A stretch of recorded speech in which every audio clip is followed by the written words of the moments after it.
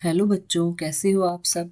आज हम कक्षा 7 का 14वां पाठ पढ़ने जा रहे हैं। पाठ क्रमांक 14 का नाम है नमक का दारोगा। तो यहाँ तक कि मुंशी जी को न्याय भी अपनी ओर से खींचता कुछ खिंचा हुआ दिख पड़ रहा था। तो मुंशी जी को दिख रहा था कि जो न्याय है, कानून है, वो भी आलोपी दिन की तरफ खिंचा चला जा रहा है। वह न्याय का दरबार था, यानी कि कोर्ट था, परंतु उसके कर्मचारियों पर पक्षपात का नशा छाया हुआ था। तो पक्षपात करते हैं ना, कि जो अच्छा लगता है उसके लिए हम अच्छे होते हैं, और जो अच्छा नहीं लगता उसके विरुद्ध हम गलत हो जाते हैं। तो यहाँ पे जो कर्मचारी थे कोर्ट के, वो भी पक्षपात करते हुए दिख रहे थे। किंतु पक्षपात और न्याय का क्या मेल, यानी कि यहाँ पे जो पक्षपात करते हैं और जो कानून है उसका कोई भी मेल नहीं है। जहाँ पक्षपात होता है वहां न्याय की कल्पना नहीं की जा सकती, क्योंकि जहाँ पे पक्षपात होता है वहां पे कभी भी सही न्याय नहीं होता है। मुकदमा शीघ्र ही समाप्त हो गया। डिप्टी मजिस्ट्रेट ने अपनी तजवीज में लिखा। तो यहाँ पे डिप्टी मजिस्ट्रेट जो हैं, उन्होंने अपने निर्णय में उन्होंने लिखा कि पंडित आलोपी दिन के विरुद्ध दिए गए प्रमाण निर्मूल और भ्रमात्मक हैं। यानी कि पंडित आलोपी दिन के विरुद्ध जो भी प्रमाण दिए गए हैं उसका कोई भी हाथ पैर नहीं है, वो सब गलत दिए गए हैं उनके खिलाफ। तो वे एक बड़े भारी व्यापारी हैं, वे थोड़े लाभ के लिए ऐसा काम ना करेंगे। यद्यपि नमक के दारोगा मुंशी वंशीधर को अधिक दोष नहीं, लेकिन यह बड़े खेद की बात है कि उसकी विचारहीनता के कारण एक भले मानुस को कष्ट झेलना पड़ा। तो यहाँ पे पंडित आलोपी दिन के विरुद्ध जो भी प्रमाण दिए गए थे, जो भी उनके खिलाफ सबूत दिए गए थे, उनको बिल्कुल ही गलत साबित कर दिया गया और कहा गया कि ये बहुत ही बड़े व्यापारी हैं, तो ये थोड़े से लालच के लिए, थोड़े से पैसों के लिए ऐसा कोई भी काम नहीं करेंगे। तो नमक के जो दारोगा मुंशी वंशीधर हैं, उनको अधिक दोष नहीं दिया गया था, क्योंकि उन्होंने कहा कि उनकी विचारहीनता, यानी कि वो एक भले मानुस को वंशीधर की वजह से कष्ट झेलना पड़ा, तो ये अच्छी बात नहीं है। हम प्रसन्न हैं कि वह अपने काम में सजग और सचेत रहता है। यानी कि जब डिप्टी मजिस्ट्रेट उनके खिलाफ मुकदमा सुना रहा था, तो उन्होंने कहा कि हम वंशीधर से खुश हैं, क्योंकि वो बहुत ही अपना काम जो है वो ईमानदारी से करते हैं, सजग और सचेत रहकर करते हैं। परंतु नमक हलाली ने उसके विवेक और बुद्धि को भ्रष्ट कर दिया। तो नमक हलाली यानी कि उन्होंने उल्टा ही केस हो गया वंशीधर के ऊपर। तो उन्होंने कहा कि उन्होंने बेईमानी से विवेक और बुद्धि उनकी भ्रष्ट कर दी गई है। तो भविष्य में उसे होशियार रहना चाहिए कि भविष्य में आप ऐसा कोई भी काम ना करें ताकि जिससे आपको कोई नुकसान हो। तो वकीलों ने यह फैसला सुना और उछल पड़े। तो फैसला जो है वो आलोपी दिन के लिए आया था। तो सब वकील खुश हो गए, उछल पड़े वो। पंडित आलोपी दिन मुस्कुराते हुए बाहर निकल गए। जब वंशीधर बाहर निकले तो चारों ओर से उनके ऊपर व्यंग्य बाणों की वर्षा होने लगी। तो वंशीधर जो है उन जब बाहर निकले तो उनके ऊपर चारों तरफ से सब लोग हाँ हंसने लग गए और अलग अलग बातें करने लग गए, और आलोपी दिन जो है वो इज्जत के साथ में बाहर निकले। तो यहाँ पे गलत थे आलोपी दिन, लेकिन उल्टा पड़ गया वंशीधर के ऊपर। तो आज उन्हें संसार का एक खेदजनक विचित्र अनुभव हुआ। तो उन्हें संसार का एक ऐसा खराब विचित्र अनुभव हुआ कि यहाँ पे धर्म जो है वो धन के खिलाफ जा रहा था, तो धन हावी हो गया धर्म के ऊपर। तो न्याय और विद्वता, लंबी चौड़ी उपाधियां, बड़ी बड़ी दाढ़ियां और ढीले चोगे एक भी सच्चे आदर के पात्र नहीं है। तो वंशीधर का अनुभव ऐसा रहा कि न्याय और विद्वता यानी कि कानून और इतने बड़े बड़े लोगों के सामने जो बड़ी बड़ी डिग्रियां उन्होंने, उपाधियां ले रखी थी, और ढीले ढीले जो कुर्ते पहन रखे थे और बड़ी बड़ी जिनकी दाढ़ियां थी, उनमें से एक भी सच्चा और आदर के लायक कोई भी कैरेक्टर नहीं था। सबके सब लोग बिके हुए थे। वंशीधर ने धन से बैर मोल लिया था, उसका मूल्य चुकाना अनिवार्य था। तो वंशीधर ने धन को स्वीकार नहीं किया था, उन्होंने ईमानदारी के रास्ते पे वो चले थे, तो उसका मूल्य तो उनको चुकाना ही पड़ेगा। तो बड़ी कठिनाई से एक सप्ताह बीता होगा कि मुअत्तली का परवाना आ पहुंचा। मुअत्तली यानी कि जो सस्पेंड करते हैं, वो आदमी एक आया। तो कर्तव्य परायणता का दंड मिला। तो उन्होंने जो कर्तव्य निभाया था, ईमानदारी के साथ में जो काम किया था, उसकी सजा उनको मिल रही थी। बेचारे भग्न हृदय, शोक और खेद से व्यथित घर की ओर चले। तो वे वो इतने दुखी थे, तो इतने परेशान थे, तो वो सब लेके वो अपने घर की ओर चल पड़े। बूढ़े मुंशी जी तो पहले ही से कुड़बुड़ा रहे थे कि चलते चलते इस लड़के को समझाया था, लेकिन इसने एक ना सुनी। अपनी मनमानी करता है, ईमानदार बनने चले हैं, पढ़ना लिखना सब अकारत गया। तो बूढ़े मुंशी जो थे वो तो पहले से ही बहुत ही परेशान थे। वो मन ही मन में बड़बड़ा रहे थे कि जाते जाते इस लड़के को कितना समझाया था, फिर भी इसने एक नहीं सुनी, पढ़ाई लिखाई सब बर्बाद हो गई ईमानदार बनने के चक्कर में। तो इसके कुछ ही दिनों बाद जब मुंशी वंशीधर घर पहुंचे और बूढ़े पिताजी ने मुअत्तली का समाचार सुना तो सिर पीट लिया। तो बूढ़े मुंशी जब कुछ दिन बाद मुंशी वंशीधर घर में आए तो बूढ़े मुंशी जी ने जब ये सस्पेंड का समाचार सुना तो वे बहुत ही दुखी हो गए और दुखी होकर अपना सिर पीटने लग गए। वो बोले, जी चाहता है कि तुम्हारा और अपना सिर फोड़ लूं। वृद्धा माता को भी दुख हुआ, तीर्थ यात्रा की कामना मिट्टी में मिल गई। तो वृद्ध जो माता पिता थे वो तीर्थ यात्रा करने की कामना कर रहे थे, तो वो भी उनका सपना मिट्टी में मिल गया था। इस प्रकार एक सप्ताह बीत गया। संध्या का समय था। बूढ़े मुंशी जी बैठे राम नाम की माला जप रहे थे। तो एक सप्ताह बीता, एक वीक बीता, तो शाम का समय था। तो बूढ़े मुंशी जो है जी हैं वो राम नाम की माला वहां पे जप रहे थे। उसी समय उनके द्वार पर सजा हुआ रथ आकर रुका। तो जब वो माला जप रहे थे तो उसी समय एक रथ आया सजा हुआ और उनके गेट के पास में आकर रुक गया। कई नौकर कंधों पर लाठियां रखे साथ थे। मुंशी जी अगवानी को दौड़े, देखा तो पंडित आलोपी दीन है। तो उन्होंने देखा कि सजे हुए रथ के ऊपर कई सारे नौकर जो हैं वो कंधों पे लाठियां रखे हुए हैं। तो मुंशी जी दौड़कर उनके स्वागत के लिए गए तो उन्होंने देखा कि पंडित आलोपी दीन आए हैं। झुककर दंडवत की ओर लल्लो चप्पो करने लगे। तो यहाँ पे दंडवत यानी कि जो सो के प्रणाम करते हैं ना, तो वो डंडे की तरह पृथ्वी पर लेटकर प्रणाम करने लग गए और लल्लो चप्पो यानी कि बटरिंग करने लग गए उनको। हमारा भाग्य उदय हुआ जो आपके चरण इस द्वार पर आए। तो उन्होंने कहा कि हमारा भाग्य जो है बहुत ही अच्छा है कि आपके चरण हमारे द्वार पर आए। अहो भाग्य हमारे जो आप हमारे यहाँ पे पधारे। तो आप हमारे पूज्य देवता हैं, आपको कौन सा मुंह दिखावे, क्या करें, लड़का अभागा कपूत है, नहीं तो आपसे क्यों मुंह छिपाना पड़ता। ईश्वर ने संतान चाहे रखे पर ऐसी संतान ना दे। तो यहाँ पे बच्चा जब ईमानदार निकलता है तो माँ बाप को खुशी होनी चाहिए, लेकिन यहाँ पे बूढ़े मुंशी को बहुत ही दुख हो रहा था उसकी ईमानदारी के ऊपर। तो उन्होंने कहा कि हमारा जो आप हमारे पूज्य देवता हैं, तो आपको हम क्या मुंह दिखाएं, जब हमारा लड़का ही कपूत है, यानी हमारा लड़का ही जब खराब है तो हमें तो मुंह छुपाना ही पड़ेगा। तो इससे अच्छा होता कि भगवान हमें कोई संतान ही ना देता। आलोपीदीन ने कहा, नहीं भाई साहब ऐसा ना कहिए। तो मुंशी जी ने चकित होकर आश्चर्यचकित होकर कहा, ऐसी संतान को और क्या कहूं मैं, क्योंकि वो तो बहुत दुखी हो रहे थे। तो आलोपीदीन ने वात्सल्यपूर्ण स्वर में कहा, यानी कि एकदम प्यार भरी आवाज में उनसे कहा, कुल तिलक और पुरुषों की कीर्ति उज्जवल करने वाले संसार में ऐसे कितने धर्मपरायण मनुष्य हैं जो धर्म पर अपना सब कुछ अर्पण कर सके।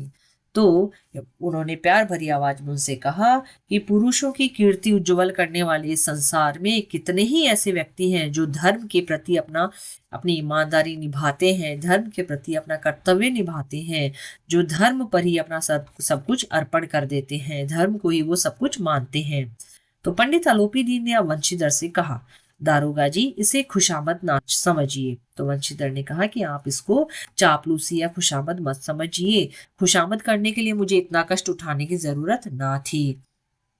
तो उन्होंने कहा कि वंशीधर को कहा कि मुझे खुशामद करने के लिए इतना कष्ट करने की जरूरत नहीं थी, आपके गेट तक, आपके दरवाजे तक आने की कोई जरूरत नहीं थी। उस रात को आपने अपने अधिकार बल से मुझे अपनी हिरासत में लिया था, किंतु आज मैं स्वेच्छा से आपकी हिरासत में आया हूँ। यानी कि उस रात तो आपने सरकारी बल था आपके पास में, तो आपने मुझे पकड़ लिया था, लेकिन आज मैं खुद आपकी हिरासत में आया हूँ। मैंने हजारों रईस अमीर देखे, हजारों उच्च पदाधिकारियों से काम पड़ा, किंतु मुझे परास्त किया तो आपने। कि मैंने अपने जीवन में खूब अमीर रईस व्यक्ति देखे हैं, पैसे वाले व्यक्ति देखे हैं, हजारों उच्च अधिकारी देखे हैं, बड़े बड़े पदों पे जो अधिकारी होते हैं उनको देखे हैं, लेकिन मुझे हराया तो किसने, आपने हराया। मैंने सबको अपना और अपने धन का गुलाम बनाकर छोड़ दिया। कि मैंने अपने पैसे से सबको अपना गुलाम बना लिया, सबको अपना नौकर बना लिया। मुझे आज्ञा दीजिए कि आपसे कुछ विनती करूं, कि आप मुझे आज्ञा दीजिए कि मैं आपसे कुछ बोल सकूं, कुछ विनती कर सकूं, कुछ प्रार्थना कर सकूं। वंशीधर ने अलोपीदीन को आते देखा तो उठकर सत्कार किया। तो यहाँ पे वंशीधर भी उनका वेलकम करने लग गए, किंतु स्वाभिमान के साथ में। उनके अंदर जो स्वाभिमान तो था वो अभी भी कूट कूट कर भरा हुआ था। समझ गए कि यह महाशय मुझे लज्जित करने और जलाने आए हैं। तो वंशीधर समझ गए थे कि वो उनको शर्मिंदा करने आए हैं, उनको जलाने आए हैं कि भाई मैं तो छूट गया और आप यहाँ पे सस्पेंड होकर बैठे हो। क्षमा प्रार्थना की चेष्टा नहीं की उन्होंने, सॉरी भी नहीं बोला, उनको कोई उनमें सॉरी बोलने का उनमें उनका मन नहीं था। उन्हें तो अपने पिता की तरह ठकुर सुहाती की बात असह्य सी प्रतीत हुई। तो उन्हें अपने जो पिता जो उनसे बातें कर रहे थे वो भी उनको अच्छी नहीं लग रही थी। पर पंडित जी की बातें सुनी तो मन का मैल धुल गया। लेकिन पंडित जी की बातें सुनी तो उनके मन में जो मैल था वो चला गया। पंडित जी की ओर उठती हुई दृष्टि से देखा, सद्भाव झलक रहा था। गर्व ने अब लज्जा के सामने सिर झुका दिया। तो पंडित वंशीधर जो है वो अपने पिता के सामने शर्मिंदगी के साथ में नजर झुका ली और उनको दिल में थोड़ा सा अच्छा नहीं लग रहा था। तो शर्माते हुए बोले, यह आपकी उदारता है जो ऐसा कहते हैं। मुझसे जो कुछ अविनय हुई है उसे क्षमा कीजिए। मैं धर्म की बेड़ी में जकड़ा हुआ था, नहीं तो वैसे मैं आपका दास हूँ। जो आज्ञा होगी वह मेरे सिर माथे पर। तो वंशीधर बोले कि मैं धर्म के बेड़ी में जकड़ा हुआ था, ईमानदारी में जकड़ा हुआ था, तो आप मुझे क्षमा कीजिए। वैसे तो मैं आपका दास ही हूँ, नौकर ही हूँ, तो आपकी जो आज्ञा है वो आप मुझे बताइए, मैं पूरी करूंगा। तो अलोपीदीन ने विनीत स्वर में एकदम विनम्रता के साथ में कहा, नदी तट पर आपने मेरी प्रार्थना स्वीकार नहीं की थी, किंतु आज स्वीकार करनी पड़ेगी। नदी तट पर उन्होंने क्या प्रार्थना की थी? उनको 40,000 रुपए दे रहे थे वो, फिर भी वो माने नहीं थे। तो उन्होंने कहा कि आज वो पैसे आपको स्वीकार करने पड़ेंगे। तो वंशीधर बोले, मैं किस योग्य हूँ, किंतु जो कुछ सेवा मुझसे हो सकती है उसमें त्रुटि ना होगी। लेकिन तो मैं किसी योग्य नहीं हूँ कि आप जैसे होगी वैसे मैं सेवा करने के लिए तैयार हूँ, उसमें कोई भी गलती नहीं होगी। तो अलोपीदीन ने एक स्टाम्प लगा हुआ पत्र निकाला, स्टाम्प पेपर जो होता है ना, वो पत्र निकाला और उसे वंशीधर के सामने रखकर बोले, इस पद को स्वीकार कीजिए और अपने हस्ताक्षर कर दीजिए। जब तक यह काम पूरा ना कीजिएगा द्वार से ना हटूंगा। तो यहाँ पे एक स्टाम्प पेपर अलोपीदीन ने निकाला और वंशीधर के सामने रखा कि इस पद को आप स्वीकार कीजिए, उस पर आप साइन कीजिए, और जब तक आप साइन नहीं करेंगे मैं आपके गेट से नहीं जाऊंगा, दरवाजे से नहीं जाऊंगा। तो मुंशी वंशीधर ने उस कागज को पढ़ा तो आंखों में आंसू भर आए। पंडित अलोपीदीन ने उनको अपनी सारी जायदाद का स्थायी मैनेजर नियुक्त किया था। तो यहाँ पे पंडित अलोपीदीन ने उस कागज में लिखा था कि उनकी जितनी भी जायदाद है उसका स्थायी मैनेजर जो है वो मुंशी वंशीधर है। तो ये सब पढ़ के उनकी आंखों में आंसू आ गए वंशीधर के। 6,000 वार्षिक वेतन के अतिरिक्त रोजाना खर्च अलग, सवारी के लिए घोड़ा, रहने को बंगला, नौकर चाकर मुफ्त। कंपित स्वर में बोले। तो यहाँ पे उस कागज में लिखा हुआ था कि उनको 6,000 वार्षिक वेतन सैलरी मिलेगी, रोजाना का खर्च अलग मिलेगा और सवारी के लिए घोड़ा, रहने के लिए बंगला, नौकर चाकर सब मुफ्त में मिलेंगे। तो उनकी आवाज जो है वो कांपने लग गई, हिलने लग गई। पंडित जी, मुझ में इतनी सामर्थ्य नहीं है कि आपकी उदारता की प्रशंसा कर सकूं, किंतु ऐसे उच्च पद के मैं योग्य नहीं हूं। तो पंडित जी को वो हिलती हुई आवाज में कहा कि मुझ में इतना सामर्थ्य नहीं है कि मैं आपकी जायदाद की देखभाल कर सकूं। तो मैं आपकी उदारता की प्रशंसा तो क्या ही करूं, आप इतने उदार दिल हैं, इतने अच्छे दिल के हैं, तो मैं इस उच्च पद के योग्य नहीं हूं। तो अलोपीदीन हंसकर बोले, मुझे इस समय एक अयोग्य व्यक्ति मनुष्य की जरूरत है, कि जो योग्य होता है वो मुझे नहीं चाहिए, मुझे एक अयोग्य मनुष्य ही चाहिए। तो वंशीधर ने गंभीर भाव से कहा, यूं तो मैं आपका दास हूँ, कि ऐसे तो मैं आपका नौकर ही हूँ। आप जैसे कीर्तिवान सज्जन पुरुष की सेवा करना मेरे लिए सौभाग्य की बात है, किंतु मुझमें ना विद्या है ना बुद्धि, न वह स्वभाव जो इन त्रुटियों की पूर्ति कर देता है। तो मेरा ना तो ऐसा स्वभाव है कि मैं ऐसी गलतियों को पूरा कर सकूं, ना बुद्धि है ना विद्या है। तो ऐसे कार्य के लिए तो एक अनुभवी मनुष्य की जरूरत होती है और मुझ में वो अनुभव नहीं है, मुंशी वंशीधर ने अलोपीदीन को कहा। तो आलोपी दीन ने कलम निकाली और वंशीधर के हाथ में देकर बोले, ना मुझे विद्वता की चाह है, ना अनुभव की, ना कार्य कुशलता की। तो यहाँ पे आलोपी दीन ने उनको पेन निकाल के दिया और उन्होंने कहा कि मुझे ना किसी विद्वान व्यक्ति की जरूरत है, ना अनुभवी व्यक्ति की, और ना ही कार्यकुशल व्यक्ति की जरूरत है। तो इन गुणों का परिचय में मुझे बहुत मिल चुका है। तो अब सौभाग्य और सुअवसर ने मुझे वह मोती दे दिया है कि जिसके सामने योग्यता और विद्वता की चमक फीकी पड़ जाती है।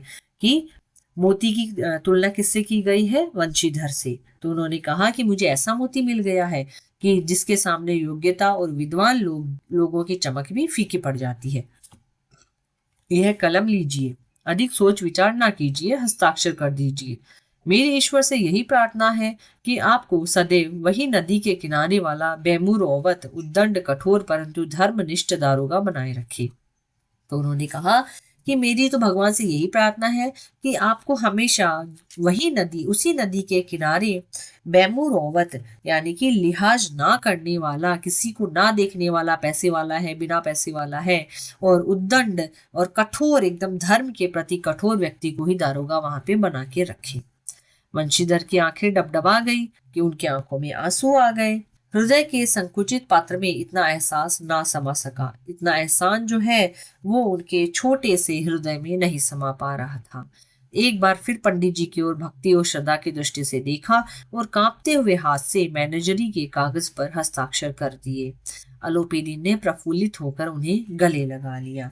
तो यहाँ पे उनकी आंखें भर आई थी पानी से, और फिर भी वो अपने कांपते हुए हाथों से उन पेपर्स पे साइन किया और जो मैनेजर का पद था वो उन्होंने स्वीकार किया। तो आलोपी दीन बहुत खुश हो गए और खुश होकर उनको गले लगा लिया। यहाँ पे पाठ हमारा समाप्त होता है। आगे हम बढ़ते हैं शुद्ध लेख की तरफ। सूत्रपात, दुर्दशा, प्रतिष्ठित, स्तंभित, स्वाभिमान, झुंझलाना, बहुसंख्यक, अभियुक्त, कांस्टेबल, ग्लानी, मुख्तार, अर्दली, डिप्टी मजिस्ट्रेट, निर्मूल, भ्रमात्मक, मुअत्तली, कर्तव्यपरायणता, निसंतान, असह्य, हस्ताक्षर, प्रफुल्लित। आगे हम बढ़ते हैं मौखिक और लिखित प्रश्नों की ओर। तो मौखिक का पहला प्रश्न है, नमक का व्यापार चोरी छिपे क्यों होने लगा? तो नमक का व्यापार चोरी छिपे इसलिए होने लगा था क्योंकि इसके व्यापार पर सरकार की ओर से प्रतिबंध लगा दिया गया था। नमक को एक स्थान से दूसरे स्थान पर ले जाने के लिए कर देना पड़ता था। केवल ईस्ट इंडिया कंपनी और उसके अधिकृत व्यापारी ही नमक का व्यापार कर सकते थे। ख है, लोग नमक विभाग के दारोगा पद के लिए क्यों ललचाते थे? तो लोग नमक विभाग के दारोगा का पद प्राप्त करने के लिए कुछ भी करने को तैयार थे, क्योंकि इस पद पर रिश्वत के रूप में बहुत अधिक आमदनी होने की आशा थी।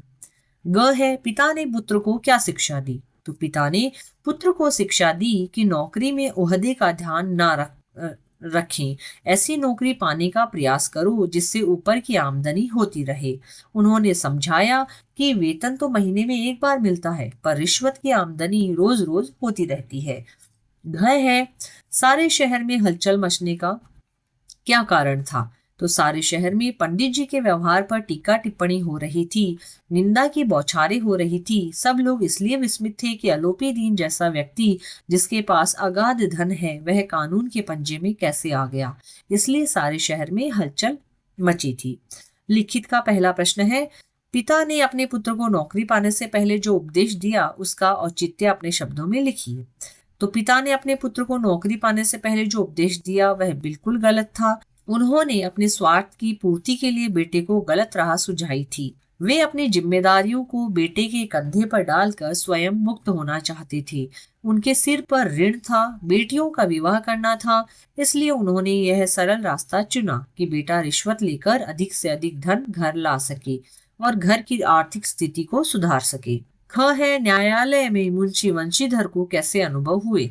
तो मुंशी वंशीधर को आरंभ से ही न्याय अपनी ओर से कुछ खिंचा हुआ सा दिखाई पड़ा। उन्हें न्याय और विद्वता, लंबी चौड़ी उपाधियां, बड़ी बड़ी दाढ़ियां, ढीले चोगे एक भी सच्चे आदर के पात्र नहीं लगी। अदालत के सभी कर्मचारियों को पंडित आलोपी दीन के प्रति सम्मान और अपने प्रति निरादर का व्यवहार करते देख मुंशी वंशीधर को बहुत बुरा लगा।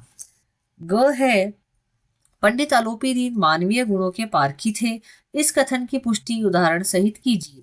तो पंडित अलोपी दीन मानवीय गुणों के पारखी थे। इसका सबसे बड़ा उदाहरण यही है कि उन्होंने देख लिया कि किसी वंशीधर जैसे कर्तव्यनिष्ठ व्यक्ति को धन दौलत से नहीं खरीदा जा सकता। ईमानदारी और परिश्रमी स्वभाव मनुष्य के वास्तविक गुण हैं। अतः उन्होंने पुरस्कार स्वरूप वंशीधर को अपनी सारी जायदाद का मैनेजर बनाने का निश्चय कर लिया। घ है, पंडित अलोपी दीन ने किस गुण के कारण वंशीधर को अपना स्थायी मैनेजर बना लिया? तो वंशीधर कर्तव्यनिष्ठ, परिश्रमी, ईमानदार, दृढ़चित्त, न्याय तथा कानून का साथ देने वाला, लोभ ना करने वाला नवयुवक था जिसे किसी भी मूल्य पर खरीद पाना असंभव था। पंडित अलोपी दीन वंशीधर के इन गुणों पर मुग्ध हो गए थे। अपनी सारी जायदाद और धन दौलत के प्रबंध के लिए उन्हें ऐसा ही कर्तव्यनिष्ठ और ईमानदार व्यक्ति चाहिए था। इसलिए उन्होंने वंशीधर को अपना स्थायी मैनेजर बना लिया। ड है, आप इस कहानी के किस पात्र से प्रभावित हैं, वंशीधर या अलोपी दीन? कारण सहित लिखिए। तो आप छात्र जो हैं वो अपनी पसंद के पात्र के चारित्रिक विशेषताएं बताते हुए खुद से स्वयं से ही उत्तर लिखेंगे। अगला है, आशय स्पष्ट कीजिएगा। पहला, मासिक वेतन तो पूर्णमासी का चांद है। तो मास में पूर्णमासी एक ही दिन आती है जब चंद्रमा पूर्ण हो जाता है। इसी प्रकार मास का वह दिन भी पूर्णमासी ही होता है जब वेतन मिलता है। दूसरा है, ऊपरी आय बहता हुआ स्रोत है जिससे सदैव प्यास बुझती है। तो ऊपर की आमदनी यानी कि वेतन के अलावा वह धन जो अलग से प्राप्त होता है, यह धन तो उसे झरने के समान है जो निरंतर बहता रहता है। प्रत्येक दिन कोई ना कोई रिश्वत देने वाला आता ही रहेगा और पैसा देता रहेगा, जिससे जरूरतें पूरी होती रहेंगी। तीसरा है, न्याय और नीति सब लक्ष्मी के ही खिलौने हैं। इन्हें वे जैसा चाहती है नचाती है। तो न्याय और कानून दोनों को लक्ष्मी नचाती रहती है। वह इनसे खिलौने की तरह खेलती है। धन अपनी शक्ति के बल पर न्याय और कानून दोनों को खरीद लेता है और उससे जैसा चाहे वैसा काम करवाता है। उसके सामने इनका अस्तित्व खिलौने से अधिक नहीं रहता। आगे है, एक नीचे अनुच्छेद दे रखा है, उस अनुच्छेद को पढ़कर आपको प्रश्नों के उत्तर देने हैं। तो उसका पहला प्रश्न है, न्यायालय का फैसला सुनकर वंशीधर को कैसा अनुभव हुआ? तो वंशीधर को संसार का एक खेदजनक विचित्र अनुभव हुआ। दूसरा है, वंशीधर को अपनी कर्तव्य परायणता का क्या दंड मिला? तो वंशीधर को मुअत्तल कर दिया गया। ग है, बूढ़े मुंशी जी पर इस फैसले का क्या प्रभाव पड़ा? तो इस फैसले से बूढ़े मुंशी जी काफी दुखी हुए। उन्होंने अपना सिर पीट लिया और बेटे से बोले, जी चाहता है तुम्हारा और अपना सिर फोड़ लूं। घ है, वंशीधर की माताजी क्यों दुखी हुई? तीर्थ यात्रा की कामना मिट्टी में मिल जाने के कारण वंशीधर की माताजी दुखी हुई। यहाँ पे हाँ और नहीं में उत्तर लिखना है। वंशीधर नमक विभाग के दारोगा पद पर प्रतिष्ठित हो गए। हाँ। ख है, पंडित अलोपी दीन इलाके के अत्याचारी जमींदार थे। नहीं। ग है, वंशीधर पर ईमानदारी की नई उमंग थी। हाँ। घ है, धन ने धर्म को पैरों तले कुचल डाला। नहीं। ड है, अलोपी दीन ने वंशीधर को स्थायी मैनेजर नियुक्त किया था। हाँ। किसने किससे कहा और क्यों कहा? तो 1000 नहीं 1,00,000 भी मुझे सच्चे मार्ग से नहीं हटा सकते। तो वंशीधर ने अलोपी दीन से कहा क्योंकि धन का लोभ दिखाकर वंशीधर के ईमान को डिगाने की कोशिश कर रहा था। ख है, ईश्वर निसंतान चाहे रखे पर ऐसे संतान ना दे।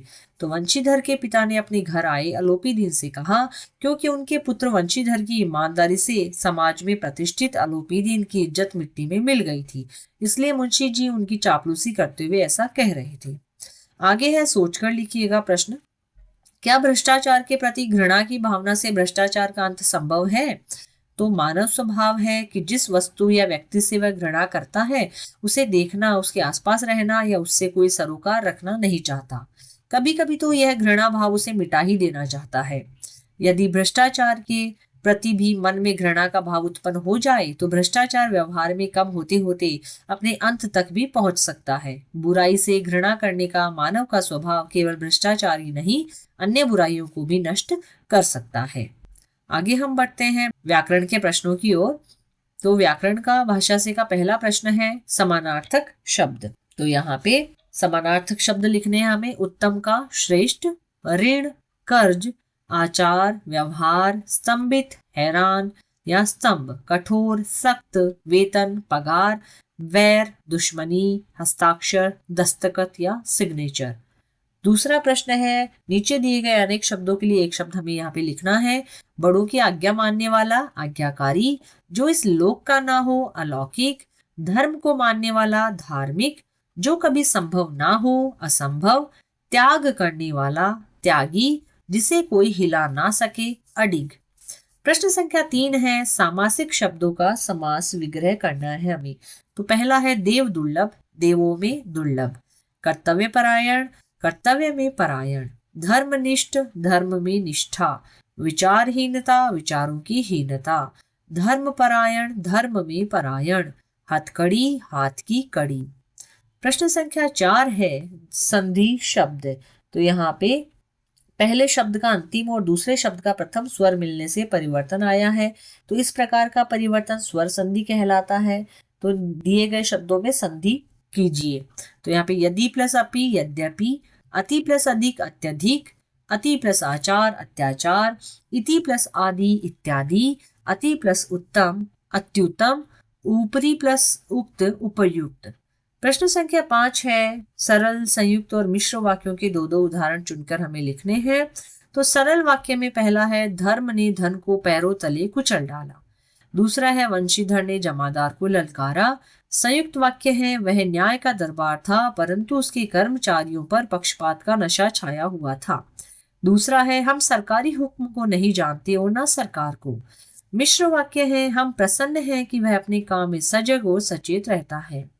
दूसरा है, जब वंशीधर बाहर निकले तो चारों ओर से उनके ऊपर व्यंग्यवाणों की वर्षा होने लगी। प्रश्न संख्या 6 है, मुहावरों द्वारा रिक्त स्थानों की पूर्ति करनी है। नमक एक आज्ञाकारी पुत्र है, वह अपने पिता की आज्ञा को हमेशा सिर माथे पर रखता है। ख है, यदि बेटा गलत कार्य करे तो माता पिता के मुंह पर कालिख लग जाती है। ग है, छात्र की सफलता देखकर शिक्षक फूले ना समाये। घ है, व्यापारी को व्यापार से इतना लाभ हुआ कि उसकी तो पौ 12 हो गई। तो यहाँ पे हमारे पाठ और उसके प्रश्न उत्तर समाप्त होते हैं। आशा है आपको पाठ अच्छे से समझ में आया होगा। अगर कुछ भी डाउट है तो आप कमेंट बॉक्स में जरूर लिखें। धन्यवाद।